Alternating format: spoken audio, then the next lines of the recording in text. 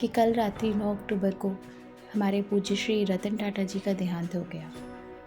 श्री रतन टाटा जी का जन्म 28 दिसंबर 1937 में हुआ था। भक्तों, आइए जानते हैं इनकी कुछ अनसुनी कहानी हमारी ज़ुबानी। भक्तों, रतन टाटा जी एक ऐसी शख्सियत हैं जिन्होंने मानवता का एक अद्भुत उदाहरण दिया है। जीवन को कैसे जीना है, कैसे बिना दिखावे के दान भी करो और किसी को पता भी ना चले, और कर्म करते रहो, फल की इच्छा ना करो। यह सब कुछ उनकी जीवनचर्या से हमें नज़र आता है। भक्तों, बहुत सारे उदाहरण, बहुत सारे उनकी जीवन के वाक्य तो हम यहाँ आपको नहीं बताएंगे, पर कुछ एक दो ऐसे वाक्य हम आपके साथ शेयर करने जा रहे हैं जो वाकई हमारे जीवन में बहुत इम्पैक्ट देते हैं। जैसे कि अभी सबसे पहला, अगर आपको याद हो, 2020 का साल हमारा जो कोरोना महामारी का साल था, कितना पेनफुल था। और उस पेन के टाइम पे, जब उस महामारी के टाइम पे जब कंपनियां अपने एम्प्लॉयज़ को निकाल रही थी, जब ये था कि भाई कंपनी प्रॉफिट नहीं कमा रही है, काम हो नहीं रहा, बिजनेस हो नहीं रहा, तो एम्प्लॉयज़ को निकालो। उस समय एक तो बीमारी की प्रॉब्लम, ऊपर से जो लोग नौकरी करते थे वापस उन्हें पैसे की दिक्कत शुरू हो रही थी। उस समय हमारे श्री रतन टाटा जी उठकर सोशल मीडिया पर आए और बहुत सारे बिजनेस इंडस्ट्रियलिस्ट को जागरूक किया कि भाई ऐसे समय पर जब एक्चुअली में हमारे लोगों को हमारी ज़रूरत है, तो उन्हें निकाल कर उन्हें एक पनिशमेंट ना दे, क्योंकि ऑलरेडी एक महामारी से लोग गुजर रहे हैं। और उन्होंने सबको रिक्वेस्ट किया, हिदायत दी कि ऐसे समय में आप चाहें तो थोड़ी सैलरी कम कर लें, लेकिन अपने एम्प्लॉयज़ को रखें ताकि उनका परिवार भी पल सके। भक्तों, उनके इस अप्रोच ने कई फैमिलीज़ को एक फाइनेंशियल प्रॉब्लम से बचाया। ये इसीलिए कहा जाता है कि एक अद्भुत शख्सियत थे जिनके द्वारा हमें जीने का तरीका पता चलता है।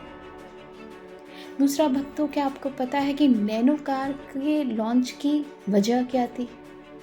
भक्तों, नैनो कार के लॉन्च की वजह ये थी कि एक दिन ऐसा कहा जाता है कि बारिश में वो अपनी गाड़ी में बैठ के जा रहे थे कहीं, और उन्होंने खिड़की से देखा कि स्कूटर पे एक परिवार, पति पत्नी, उसके 2 छोटे बच्चे स्कूटर पे जा रहे हैं बारिश में भीगते हुए।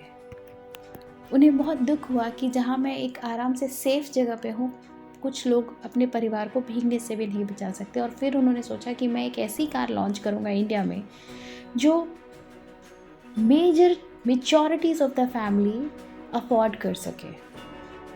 उनकी यह सोच थी कि हर घर में कार हो ताकि एक सेफ्टी हो।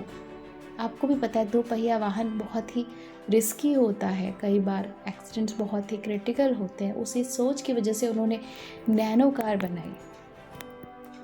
हालांकि वो बात अलग है कि नैनो कार इतनी फेमस नहीं हुई, उसका भी कारण है क्योंकि कॉम्पिटिटर्स ने उसे एक अलग नज़रिए से दिखा दिया कि भाई ये तो वही लोग खरीदेंगे जिनके पास पैसे नहीं है। जबकि नज़रिया ये था कि हर घर में कार हो, हर घर में लोग अपने बच्चे, अपनी पत्नी, अपने पति, अपने माता पिता, सबकी सेफ्टी के अनुसार उस कार को यूज़ करें। ये एक लॉन्च ऑफ कार, ये इवेंट सोच ये दिखाता है कि आप कहाँ तक सोच सकते हैं कि हाँ, हर घर में ज़रूरी नहीं कि अगर मेरे पास बहुत पैसा है तभी मैं एक कार खरीद सकता हूँ। ये थी उनकी मानसिकता नैनो कार लॉन्च करने के पीछे। और भक्तों, अगर मैं आपको एक और इंसिडेंट बताऊं तो शायद आपको पता हो कि एक टाइम था जब रतन टाटा जी की कंपनी लॉस में थी। उनकी जो पैसेंजर व्हीकल गाड़ी थी, तो वो फोर्ड के पास गए थे। जब रतन टाटा जी अपनी कंपनी टाटा मोटर्स को बेचने के इरादे से अमेरिका गए थे, और उन्होंने वहाँ पे फोर्ड कंपनी के मालिक से मिलकर उसे बेचना चाहा, पर फोर्ड कंपनी के मालिक ने उन्हें अपमानित किया कि जब उन्हें कार्स की नॉलेज थी ही नहीं तो वो क्यों घुसे पैसेंजर व्हीकल कार में। पर भक्तों, वो कहते हैं ना, समय का चक्र बहुत बलवान है, और हम सब बचपन से वो चींटी और हाथी की स्टोरी सुनते आए हैं कि भाई कभी किसी को छोटा नहीं समझना चाहिए।